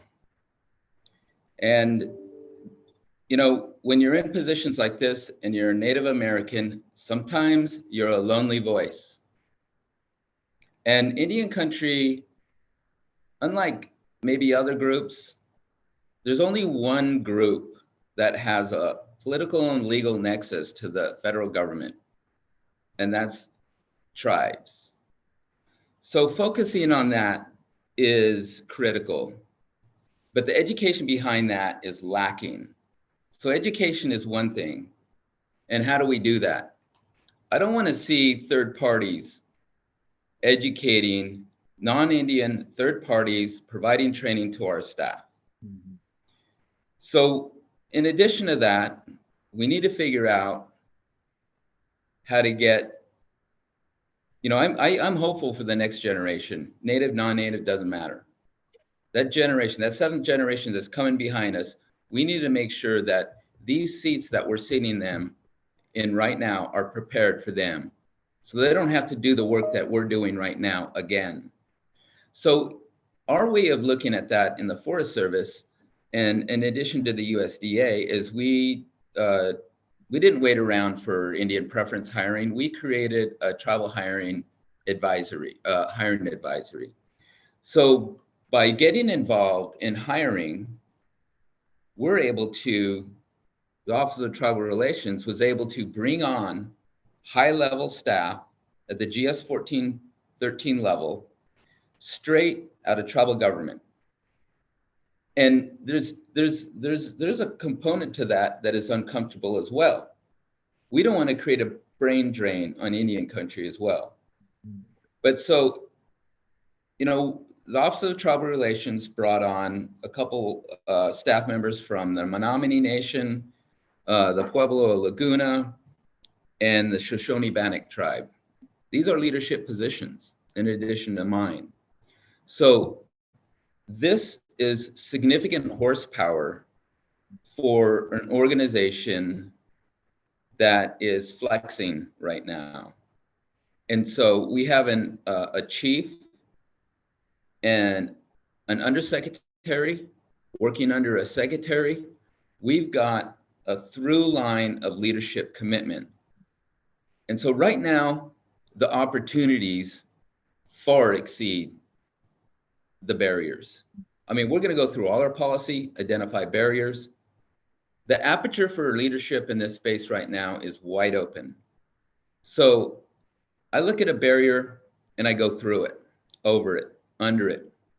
I don't go around it. So it's right now, it's time for positive action and just say, Hoka, hey, let's get ready, let's go, strong ones to the front. That sounds great. Yeah, it looks like you guys are way ahead of the curve on a lot of this stuff. So thank you for sharing your perspective. And I think, David, maybe we'll turn it back to you. Okay, thank you very much, Rich. And we have coming up next, James Charles, and the respondent will be Stan Bronson. And thank you very much, Reed Robinson. That was powerful. I hope you'll stick around for the discussion. And then after James Charles, I will give a brief presentation, which I will shorten to make sure we have a discussion. Okay, James Charles, I turn it over to you. I appreciate it. Thanks, David. And thanks for inviting me. It's an honor and a pleasure. I'm humbled by those that are here and participating, from Ms. Yellowhammer all the way up to Reed and all the participants. I'm not an agency, so this is a real big shift in perspectives. I work with tribes. I'm a consultant and an attorney, and I work with tribes on environmental issues, governance, sovereignty, government relationships, and occasionally I do federal agency training. It's my understanding that we were expecting a lot of agency folks to be participating today, and I was asked to just come on here and share some of my experience working with tribes. So pardon the general word, I only have a few moments, so I'm going to really briefly talk about it. Listening to the four agencies and the White House talk, I'm reminded of a question that an agency staffer asked me at a FEMA panel. Why should agencies, NGOs even bother engaging with tribes? And kind of stated another way for purposes of today's conversation, why should anybody take this guidance seriously? And I look at it very simply because I have a simple mind. You know, Gretchen kind of talked on it and touched on it in her talk. If you want to look at it from an informed decision-making perspective, you know, science is the systematic study of the physical and the natural world through observations. Well, tribes bring thousands of years of observation, understanding, and awareness of the natural world to the table. And so when I'm working with tribes and trying to coordinate with agencies, one of the questions that I ask is, how can anybody, especially a Western scientist, ignore thousands of years of observations and say that they did a complete or competent job? And, you know, kind of turn that into agency speak. And again, I'm not an agency person, but kind of trying to talk their language. If an agency makes a decision without meaningfully considering traditional knowledge and the tribe's perspectives, how can we honestly say that decision is based on sound science or the best available science? Because it's missing a very important line of evidence. but also practically speaking, whatever the issue is, whether it's on a local, state, national, global level, tribes are a part of the community. They have a right to be there and have a voice, and it should be a voice that's heard and meaningfully considered. And to give everyone on here a little perspective, a few years ago, the World Bank did some research on Indigenous folks around the world, and that tribal community, we're talking about a group of folks that utilize over 22% of the world's land surface. They're stewards of 80% of the world's biodiversity, are located in or adjacent to 85% of the world's protected areas. Stated another way, these tribes and they're essential stakeholders. They have to be part of the conversation. Leaving a tribe out of these issues and not having me a voice is like preparing for a car race and only putting 3 wheels on the car, but yet expecting to win. I was also asked, and I'm trying to cut this short for you, David, so you can get back on track. I was asked to share some lessons that I've learned over the years. And again, this is not a how-to. I don't believe in telling people how to do things. I like to share my story and my experience and hear people's stories and experience. And together we learn from each other and we grow together and we move forward together. For me, traditional knowledge and working with tribes, it all starts with trust. You cannot work with a tribe, engage with a tribe, much less have traditional knowledge shared with you if you haven't earned that trust. So the question I'm often asked is, well, how do you build trust? I can tell you from my perspective and with the tribes I've worked with, what I believe has helped me build that trust that is necessary for me to work for over 2 decades in Indian country. When I see agencies and institutions engage with tribes, it's usually in the course of their job. And European-centric cultures, they approach such relationships like it's transactional, like it's a business relationship and business-like. And what I would recommend to folks that are listening, that are working with the agencies or thinking about engaging tribes, don't treat it like a transaction. Treat that engagement like it's a relationship, because that's what it is. You're working for people, for a community. You have to be invested in that community, and you have to understand the people you're serving, because it's about service. It's not a transaction. And I would respectfully recommend those who are wanting to engage with tribes to approach it from a mindset of an opportunity and not perfunctory. You're not checking off a box. But kind of in line with that, I would also respectfully recommend people to understand it's a relationship, so you must relate. And when I use the word relate, I'm careful with the choice of word there. I'm not saying understand, because we can never understand an issue from the perspective of a Seminole tribal member or from a Quina tribe, because we're not Seminole, we're not a Quina. But we can use our personal experiences to relate. And I'll give you an example how I've done that in my own personal life. My family, we're Ukrainian. And those of you that have worked in Indian country or are part of Indian country, you know many tribes, if not most tribes, are fighting hard to preserve their language. It's a struggle, overcoming decades of federal Indian policy, overcoming today's distractions. When I was a child, my babusa grandma tried to teach me the Ukrainian language. And my response was, Grandma, babusa, why do I care? I don't live in Ukraine. Why do I care? It'll never matter anything to me. Well, now I'm a father of a 4-year-old son, Miroslav Paisi, my pride and joy. And I'm trying to teach him the language and why it's important, trying to ensure that he doesn't make the same mistakes I made as a kid with my grandmother. And guess what? He doesn't want to listen, and he's not interested. So that personal experience that I've had helps me relate with a tribe that's fighting to preserve its language. I use that personal experience to relate to the youth, because I was them at one point not wanting to learn.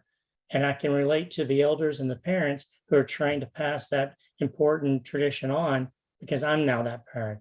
So I highly recommend folks find a way to relate, because relating allows you to connect.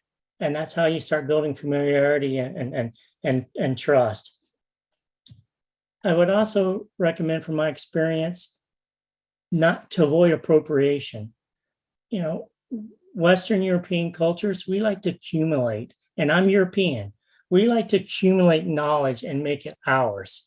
And we have to appreciate that traditional knowledge, oral traditions, they're not commodities. They're not fungible.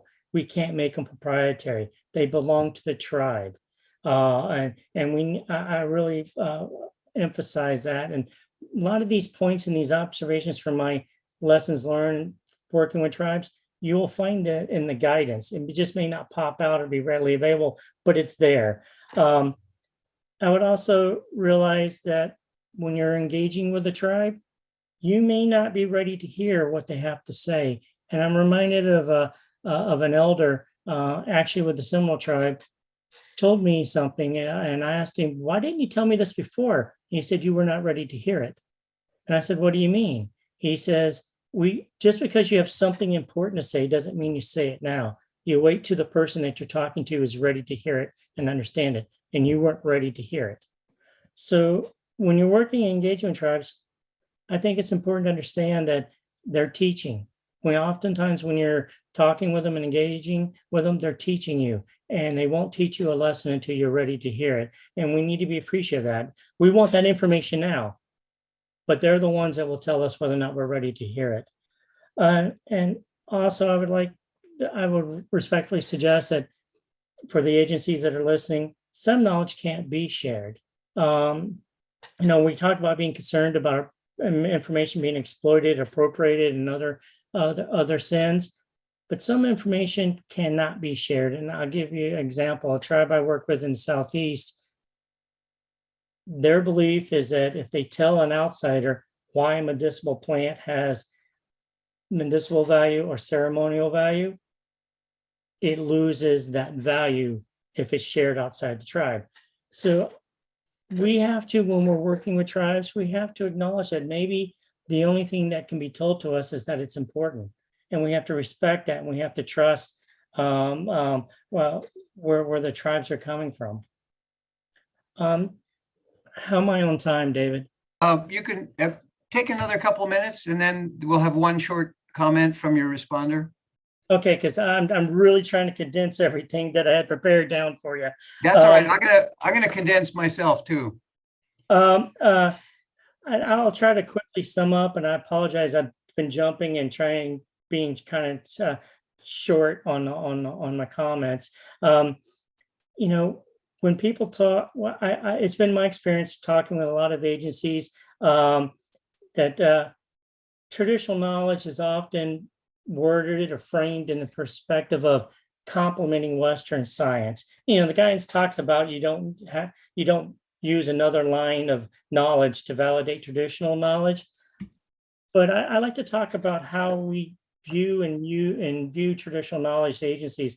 When you think of something being complementing, it's like an accessory.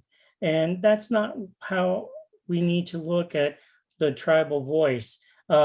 We need to appreciate that traditional knowledge, oral traditions, as being an integral part of the overall body of knowledge that we should and must be considering when we're addressing environmental issues today. It's the only way that we can address these impacts in a complete, meaningful manner. And I want to thank the Office of Science and Technology Policy for their efforts to elevate the tribal voice. I really commend it. I respectfully say, though, the real test is how it's going to be implemented and how it survives political change. So I hope that we can build off this momentum, everyone, and have this be a positive step forward in elevating the tribal voice. With that, I'll go ahead and end for the sake of time. I hope that gets us back on schedule, David. Well, we're a little behind, but I'll be brief too. Thank you very much. That was good. Stan, do you have a question or comment briefly? Sure, David. James, great to see you. We're probably about 1,000 feet from each other at this moment. Oh, yes, Stan, I'm sorry. I want to acknowledge I am speaking from Florida, the home of the Seminole tribe, the lands of the Seminole tribe of Florida, and the Miccosukee tribe of Indians of Florida and their ancestors. Yeah. So you do a lot of work with tribes that are outside of Florida. And also, as some of the tribes expand, how do you, my question is, whenever you have a tribe like the Seminoles, which has members in not only Florida, but there's also a lot of Seminoles in Oklahoma. So how do you cross hatch and get kind of continuity when you're crossing state lines that may have different perspectives on how they want to treat tribe? Well, first, I think it's important to acknowledge that each tribe is unique, and they have their beliefs, they have their own traditions, they have their own ways of doing things. Different tribes may have relations, they may have some form of connection, and it may be stronger between some tribes than others. But I would strongly suggest that, and again, I can't speak for tribes, but I can tell you from my experience, I appreciate the fact that you can't treat any tribe one size doesn't fit all. They're all unique, and you have to approach it differently. Even if the issue is the same, you have to approach each tribe differently. And the problem is that a lot of times agencies or NGOs, they want to treat Indian country as if it's just one whole group. You have to respect that they each have their own separate culture and their own separate ways of looking things, dealing with things. And if there has to be a coordination amongst several tribes, it does. You have to appreciate how they work with the other tribes. Sometimes it's a good working relationship. For example, a lot of the tribes in the Northeast, why they've had their historical differences, and sometimes those differences come alive today in the modern day business world. They typically, for environmental cultural issues, at most times kind of work well together. But then you can go out west and you can have a project where multiple tribes are involved and they don't work well together for whatever reason. So you have to approach it differently, and it makes it difficult on the agencies. I appreciate that when you're having to consult with multiple tribes, but I respectfully remind the agencies, well, that's part of the trust responsibility. That's what they promised to do. So it may be difficult, but not everything in life is easy. I don't know if I answered your question, Stan, but I hope I at least touched it a little bit. Yeah, that's good. Great. Thank you very much. I'm going to. And I just want to say, James, that it sounds like you had a lot more that you had to say and didn't have time. But David, if I'm correct, whatever you want to send us, we can put in the what I'm trying to say. We can put in the proceedings. That's what I wanted to say. I just want to Thank say you. these proceedings are going to be more comprehensive than any we've ever done. I want pieces of the chat in there. I want, I think we can really have it be available as a reference.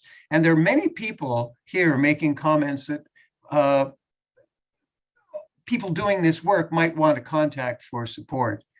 So that is great. Now, are people— Yeah, David, if I could real quickly, just say that I don't have a presentation. A lot of these things I like to think of it's a share of experience, it's a telling of a story. So I don't have anything that's prepared. I just had talking points that I had written down. But if anybody wants to reach out and continue the conversation, I'm open to anybody that's participating to continue the conversation if they like. That is great. And in our proceedings, we will have a summary of what you said. I can say this now to the speakers. We have, you'll have a chance to look at a draft of the proceedings and alter it or send in a statement to be included in the proceedings. I will give you all of that by email. Okay, now I would like to begin to share my screen and quickly do a little a little work here. It's the darn thing about can't move the, there we go. Okay, perfect. I'm going to flip the title a little bit. I have to move quickly, so fasten your seatbelts and listen. Really, this workshop is a response to a long-standing invitation. Indigenous people's guidance to government. The Indigenous people have been attempting to give guidance to governments and individuals for a long time on living in harmony, awareness, reciprocity, and presence with nature in every policy area. So doing this workshop was motivated by the fact that at a very high level and very thorough, respectful work, that request by Indigenous people to contribute is being honored and responded to. And that matters to me, and I think it'll matter to all of us. I'm going to briefly tell you a story from years ago. There's a rock called Prophecy Rock in Hopi country, and it's a petroglyph with a design on it. You'll hear what that is. In 1948, Thomas Pangakya Sr. was asked by Hopi elders to deliver the message of that prophecy to the United Nations. Thomas Pangakya Jr. Is on this call. We're going to, I gotta get the right button for moving this forward. The Hopi elders saw the UN as the great house of mica, where nations gathered to resolve problems without war. It's because when the sun shines it on certain angles, it looks like a great slab of mica. It was many decades between 1948 and 1992, and many Hopi elders were involved, many others. But finally, the UN Secretary General's office invited Thomas and Indigenous leaders from around the world, but I heard them say to me that Thomas and the Hopi were who got the door open. And they invited them to speak to the General Assembly of the United Nations. Those of you that are intimate with UN would know that that's not within the rules. So what did they do? They adjourned the meeting, sat in their seats, and kept on going. So they weren't breaking any rules. Thomas has said that nature does not speak with a voice we can understand. I won't read it. You can have this PowerPoint. But nature doesn't speak. The animals don't speak. So who has a voice that we can understand that relates to the patterns of nature and the depths and the deeper spirit? And Thomas said, listen to peoples who have not separated themselves from the land and nature, and through their voice, nature itself can speak to us.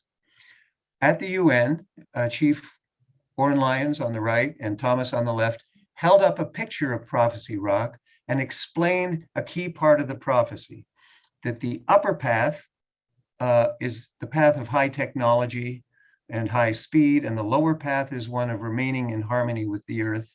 And then he said there's lines connecting. You got a better image here. The top path, if we don't ground ourselves, if we don't bring natural law and spirit into it, we look like those jagged lines moving off into Koyaanisqatsi, or chaos is what that means, or destruction, or what in the Limits to Growth book calls overshoot and collapse. We've been hearing this warning from a lot of sources for a lot of years. So he said that right to the UN. It was also shared with the President's Council on Sustainable Development under Clinton and others. What happened after that? 2 sentences. Thomas said, you will see signs from nature, because you've never had Indigenous people from all the continents, Aboriginal and African and Asian, speak, and North and South American, speak to the mass of nations at once. And the weathermen called for a snowstorm that night. And what there was a massive rainstorm with winds that closed 3 or 4 major highways near the water in New York. The UN had to close. Houses were washed into the sea. And a massive amount of energy was released on the east coast of the US from Maine to Florida, equivalent to more than a single hurricane, and it never even had a name, and it was not called on by weather. And when I got home to Virginia, there were 5 trees down in my backyard, in case I missed it. A little exclamation mark. In 1993, some people following the vision of a woman friend of mine named Sharon Francomont for an event on the National Mall, people that had met through that UN meeting, Sharon Francomont is on this call as well, by the way, founded the Prayer Vigil for the Earth on the National Mall. It began with one teepee and a few elders. Grace Smith Yellowhammer, who did our opening prayer, is with us today, and she was seen as a grandmother of this ongoing work. I'm going to focus on one part of this work quickly. It started small, but you see there's a circle of teepees there. It got bigger and bigger until it was many tribal elders from across more than North and South America, but you can see there are faith leaders from many groups responding to two questions. What do your traditions tell you about harmony with nature or creation or the ecosystem, whatever you call it? What are your responsibilities and callings to live in harmony with nature and in harmony with each other? For 20 years, we also had quiet meetings. We had high-level meeting in the Indian Treaty Room. We had many in the White House Conference Center. We had a briefing of flag officers from every branch of the military at the Pentagon. Grace Smith Yellowhammer was there, as was Thomas Bangakia. And every year we quietly met in many different government agencies. One evening in a teepee, we had a quiet circle of senior officials. Many are from agencies that you just heard report.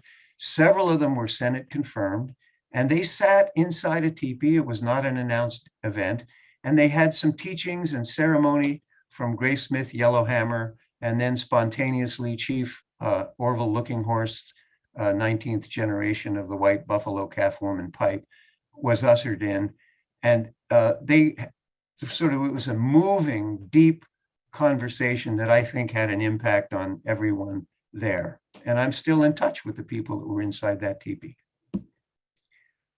Indigenous knowledge has one main point I really want to make.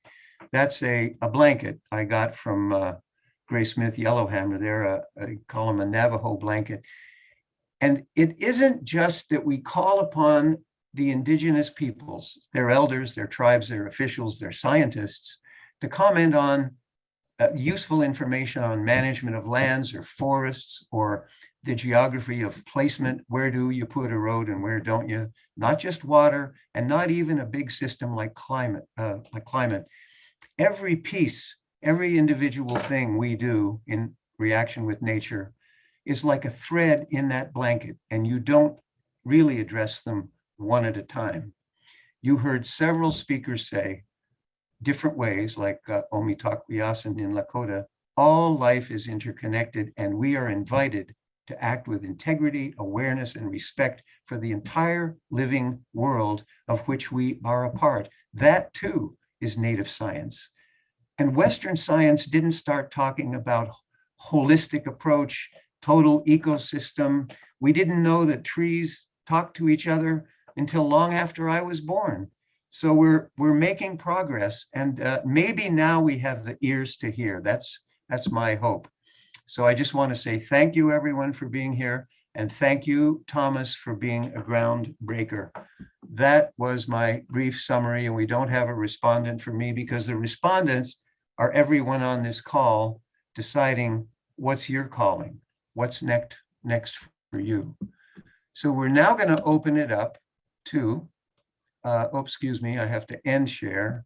I'm button. I did it for you. Oh, you did it. Good. Okay. So let's open it up now. And I welcome my co-hosts, Mariana and Rhonda, to also be part of this.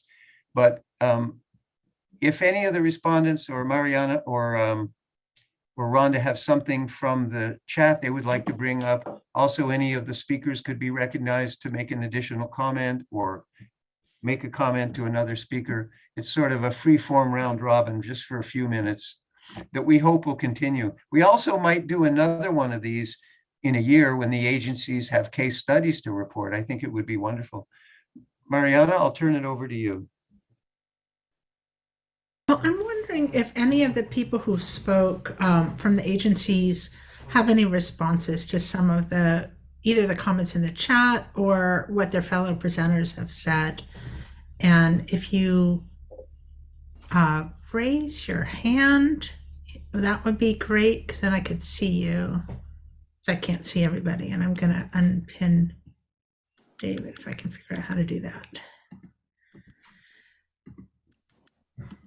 Yeah, I'll go to gallery view too, so I can see more people.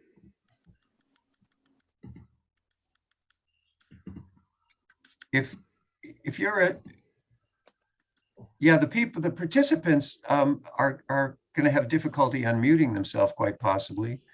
But if you're a speaker or a respondent, I think you could just speak up directly. And people could raise your Zoom hand, which you can do under the reaction setting at the bottom of your screen. And You could do raise mute your- yourself if you're not speaking. Yeah. You know, hi, this is Reed Robinson. Go ahead, Reed. I'm not necessarily responding to anybody. I'm just going to give you a perspective. So it's always important to have situational awareness about how we got to where we're at. So I always say it's a privilege. We need to privilege tribes with regard to consultation, you know, so well in advance of public Federal Register and public scoping. But, you know, it's actually a privilege to work with tribes because there's no other country in the world that has a legal and political relationship like this country. There's some smaller, there's an example in New Zealand with the Maori, but nothing quite like that we have here with sovereigns within a sovereign. And it's also important to understand federal Indian law and policy, because there's a dark side of federal Indian law based upon colonialism and conquest that works against Indian country. And there is a problem within the federal government by having the lack of a deep bench or any bench with counselors or solicitors in the federal government that have a deep understanding of federal Indian law and treaties. So the reason why I'm saying this is because situational awareness, you know, when Europeans arrived on this continent, there was, as far as land management,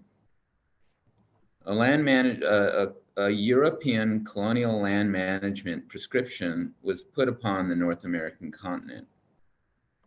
Now, and then what happened also, Indians were removed off the land. And so here is the Forest Service, Fish and Wildlife Service, military, Park Service, whatever, with all this land. Indians are gone, removed off the land. And then so here's all these federal agencies. And then who else comes in to claim the void? The environmental groups. And they're still there at the trough. So we need to make space for Indian country in a real way. We need to decolonize our thinking in order to make progress. So it's not easy to do, the concept of decolonization, but you can practice, and practice makes perfect. That's it. Reed, could you say a little bit more about decolonizing our thinking? Could you give me a specific example, maybe? I gave you an example when I introduced myself, when I showed you the Changleshka Wakan. That's decolonizing. If you ask for an org chart, that's what I'm going to send you.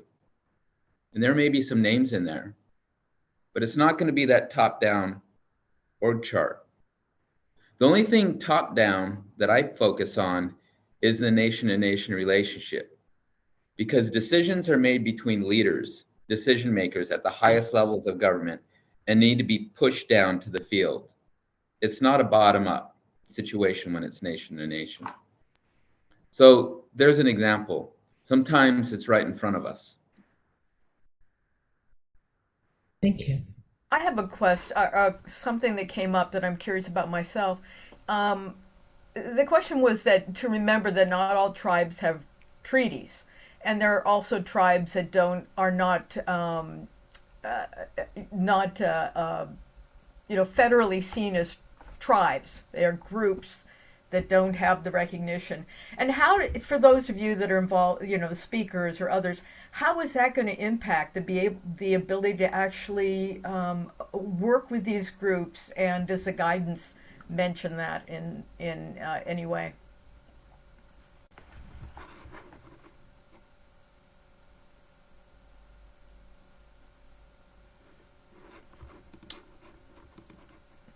Who would like to respond to that?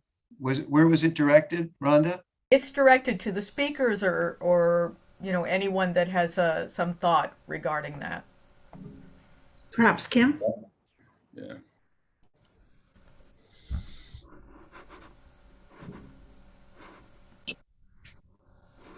Sure, I have some insight if I can share. My name is John Redcloud. I'm a member of Oglala Sioux Tribe from Pine Ridge, South Dakota. And for me, I think the question brings up these political boundaries that the federal government has set up by virtue of, how this democracy was put in place. Know that those borders are imaginary lines for a lot of Native folks. People who are Indigenous could fall, into what would be called Canada or Mexico, and they have plenty of tribes which are vibrant and rich culture, pageantry, language, steep deep in tradition and ceremony, and they believe themselves, and rightfully so, to be authentically Indigenous. When you get to the United States and we try to look at some of the federal funding and some of the roundtable discussions, much like this one, there's a lot to be said for, are you federally recognized? So a lot has been, said about what a CIB card is. Oftentimes you'll ask, do you have your CIB card, Certificate of Indian Blood? So this is something that's unique to Indigenous folks in the United States. The tribe that I come from, Oglala Sioux tribe, here in Pine Ridge, we all have a U number, so other tribes which are in the process of obtaining federal recognition may have state recognition, but are seeking out federal recognition. And for cooperation to take place, there's that common understanding that we all represent our ancestors and are walking a path today that honors their wisdom, their plight, their sacrifices, and somehow we still are here today, despite very pointed efforts at extermination and, save the man, kill the Indian sort of narrative. So today, knowing that there's that ingrained distinction between tribal members, oftentimes, oh, you're not federally recognized, so oftentimes you're not able to obtain federal dollars, and it doesn't make one any less Indigenous than another group just because they can't produce a certificate of Indian blood, a CIB. So to me, that the fact that we're all part of this same plight, Mexico or Canada, it's really a nuanced concept. I think that we are playing by the rules of mainstream. So that's what I would say. Thank you for allowing me to share. Thank you. John, thank you very much for jumping in. That was right on time, as they say. We got any other speakers or respondents, or somebody's got something they'd like to pull from the chat? We have Chief Henry Red Cloud is here ready to close us out with a traditional prayer. Thank you for coming, Chief Henry. But we may have time for just another comment or two, if there's what we used to call urgent burning question. Anybody got anything? Oh, Kim Greenwood has her hand up. Go ahead, Kim. Hi, David. there was a question in the chat with regards to extraction on national park lands. And I thought I would just take a minute to answer that particular question. It should be quite quick. That'd be fine. Yeah, I think it's an important question. Go ahead. Yeah, our authorizing legislation is for conservation and preservation. So when people see extraction like oil or something like that, it does raise concerns and questions. And in general, the answer is we don't allow extraction, except for sometimes a park will be brought into the system when there's already something going on, or it's donated and there's a caveat to that land. So like Lake Meredith is an example. It's a national recreation area. There was already oil drilling in that particular area when it came into the Park Service in the 1970s. And so therefore it continues. So, so it's exceptions to the rule, not the rule itself. And that's all I wanted to say. Thank you. Kim, thank you. Last call. I have a comment before we go to the prayer, and that is a heartfelt thank you to everybody on this call. Of course, to the presenters, and especially to Grace Smith Yellowhammer and Chief Henry Red Cloud for opening and closing us with a traditional prayer to help us remember deeper and higher and broader levels. And we heard government voices and Indigenous voices, and James Charles reminded us that some people haven't forgotten that they are Indigenous of somewhere. And part of the problem of the dominant culture is that it forgets that it comes from tribes and comes from the land. And these are precious reminders for us to find ourselves again. But I also want to thank the people that came, who saw the title, looked at the agenda and said, I want to hear this. Because you have the opportunity to have the information, your existing and new relationships, inform what you do next and encourage you to think of the earth and think of all the peoples and think of all your relations as you do whatever it is you do. And I hope this is the beginning of something.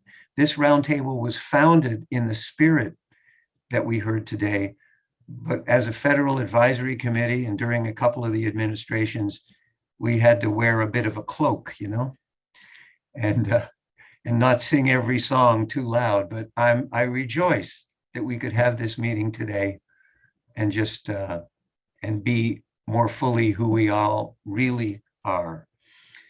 And with that, Chief Henry Red Cloud, I turn it over to you to close us out with whatever prayer you would like to share with us. Thank you, David. Greetings to one and all. I grace everybody with a warm heart. Let's gather to end this beautiful, tremendous roundtable. Would like to thank everybody involved and all the presenters and all the ones that shared and all the questions, everything, because I just want to remind everybody that we're into this together. So we need more of this type of roundtable because I feel that we as people here in the United States, we are the power. We can change things. We can combine our resources, our energy, and then we can change legislation. We can do things. We step back in time to the 60s, the 20s, when women didn't have rights, voting rights and that. And It went to the people. We were the ones that went and changed legislation. So this is a very good start, and I'm very honored to be part of this. I know that John covered quite a bit on what we're doing, boots on the ground here at Red Cloud Renewable. When you get the chance, please look at our webpage. We reach out to us and see how we can partner up together, see what we can do together to expand our vision, our minds, our projects, and moving forward, because we only get this one chance. And we don't want to be known as a generation that didn't do anything. We want to make that statement. We want to lessen our carbon moccasin prints. We want to move forward that way. The future generations are going to enjoy what we have. So I'm going to end in closing with a song and a prayer. These come from many generations of honoring the earth and honoring all the gifts that has been bestowed upon us. We tend to look at we tend to look at the man-made stuff when we have the resources that we need here that was gifted to us to utilize and to exercise and become a healthier people, a healthier nation. So I'm going to take a few minutes and ask for that blessing for us as we move forward down this green path, as we move forward down, and that way our minds are clear, our spirit's good, our health, and coming together as human beings, our partnerships and things that we know. Reach out to us at RCR, reach out to us, send us a 21st century smoke signal, an email, send that out to us, and we'll sure respond to you and start, dialoguing with you. So I'm going to offer a song and then go into prayer. Again, these are our ancestral ways. I'm a fifth direct descendant of Machpialuta of 1822-1909. I'm a fifth direct descendant. So everything that I do has been set in prayer already. It's been set in sacred motion. So I'm just kind of like moving forward, taking what we know, the gift of the sun. It plays a huge role in our ancestral ways as it does today. Our language, song, dance, ceremony is all based around the sun. So we're taking this new way and honoring that old way, and then becoming sustainable, as well as being the caretakers of the earth as well. We're all in this together. I share a brief story. Crazy Horse, Lakota war chief, had he had a vision, and that vision was that the Changleshka Wakan, the sacred hoop of life, was broken back during the Indian Wars, but it was mended.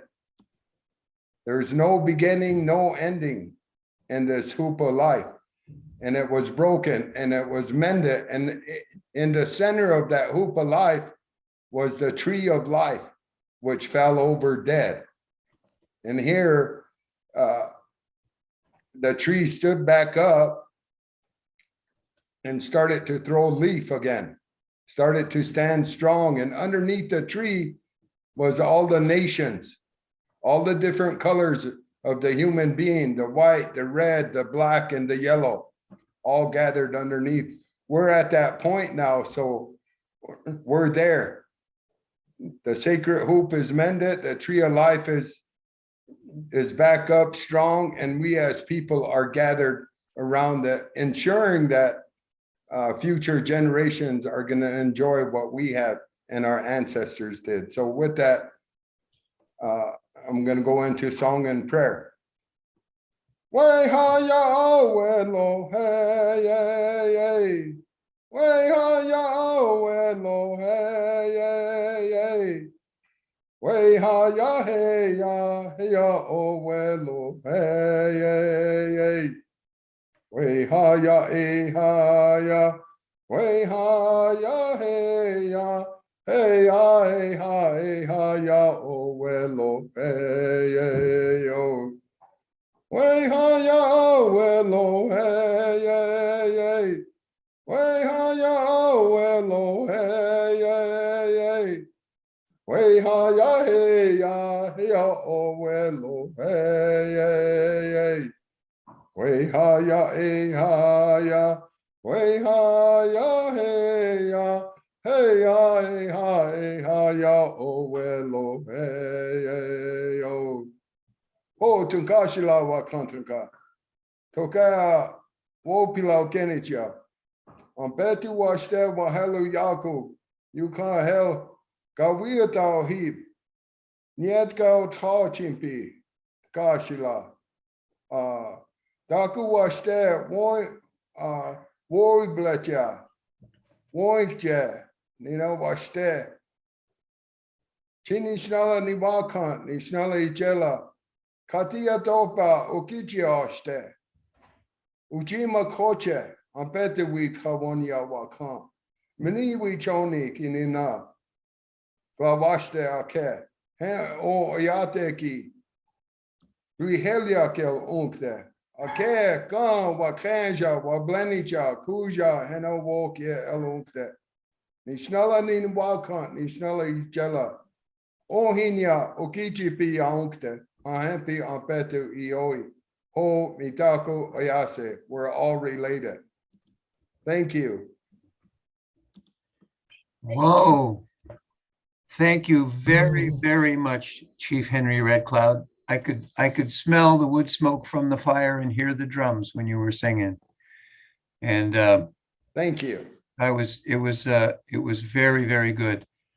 I hope as this circle disperses, you carry a little bit of everyone else in your heart. And as you deal with whatever part of the solution you work on in your daily work, whether you're building solutions like renewable energy, or whether you're dealing with attempting to raise awareness in your work, whatever it is, or confronting the seriousness of the problems and trying to reduce them, I hope you'll remember this circle and remember that you're not alone, that there are many, many beings in many traditions that are waking up to what we've done to ourselves and to each other, and are on a path of finding and applying remedy. So I'll close the meeting now. We'll send out emails to everybody that registered, thanking them for being here. I'll send special email to presenters, and we'll build some things to share with everybody besides proceedings.